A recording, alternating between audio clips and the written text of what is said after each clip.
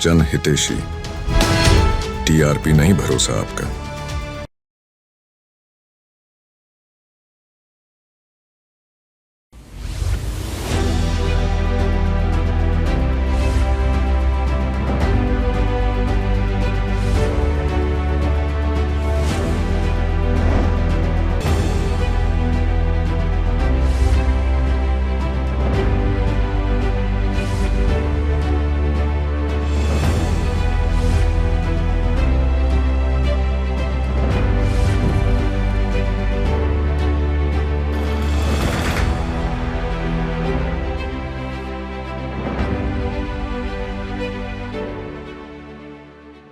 नमस्कार, स्वागत है आपका हमारी खास सेगमेंट अंतर्गत में। मैं हूं आपके साथ शिखा श्रीवास्तव।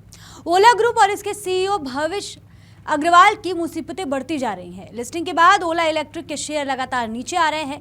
साथ ही कंपनी के ऊपर खराब सर्विसिंग के 10,000 से ज्यादा शिकायतें की जा चुकी हैं। इन पर केंद्र सरकार जांच कर रही है। साथ ही कंपनी को नोटिस भी भेजा गया है। इसी मसले पर भविष अग्रवाल और कॉमेडियन कुणाल कामरा के बीच सोशल मीडिया पर हाल ही में तीखी बहस भी हुई थी। अब रविवार को सेंट्रल कंज्यूमर प्रोटेक्शन अथॉरिटी ने कंपनी को आदेश दिया कि उन्हें ओला कैब के खिलाफ शिकायतें करने वाले कस्टमर का पैसा उसके अकाउंट में भी ट्रांसफर करने का ऑप्शन देना पड़ेगा।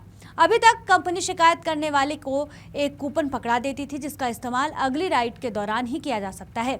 सीसीपीए यानी कि सेंट्रल कंज्यूमर प्रोटेक्शन अथॉरिटी ने कहा है कि नेशनल कंज्यूमर हेल्पलाइन पर इस संबंध में 2061 शिकायतें आ चुकी है। रेगुलेटरी अथॉरिटी ने ओला कैब्स को निर्देश दिए हैं कि उन्हें कंज्यूमर को रिफंड के दौरान ऑप्शन देना होगा कि वह बैंक अकाउंट ट्रांसफर चाहते हैं या कूपन। बिटकॉइन के दाम एक बार फिर चढ़ने लगे हैं और ये 2 हफ्तों के ऊंचे भाव पर चली गई है।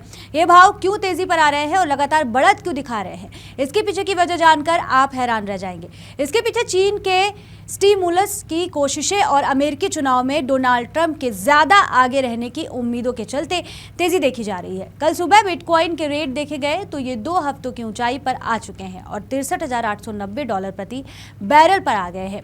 क्रिप्टो करेंसी के बाजार में सबसे पॉपुलर क्रिप्टो करेंसी बिटकॉइन के ये दाम काफी दिनों के बाद चढ़े हैं और चर्चा में इसलिए आ गए हैं क्योंकि डोनाल्ड ट्रंप ने जिस वेंचर में निवेश किया है वो क्रिप्टो करेंसी से ही जुड़ा हुआ है। रिजर्व बैंक ऑफ इंडिया के गवर्नर शक्तिकांत दास कल देश की राजधानी नई दिल्ली में थे और यहां उन्होंने हाई लेवल कॉन्फ्रेंस को संबोधित किया, जिसका विषय सेंट्रल बैंकिंग एट क्रॉसरोड पर था।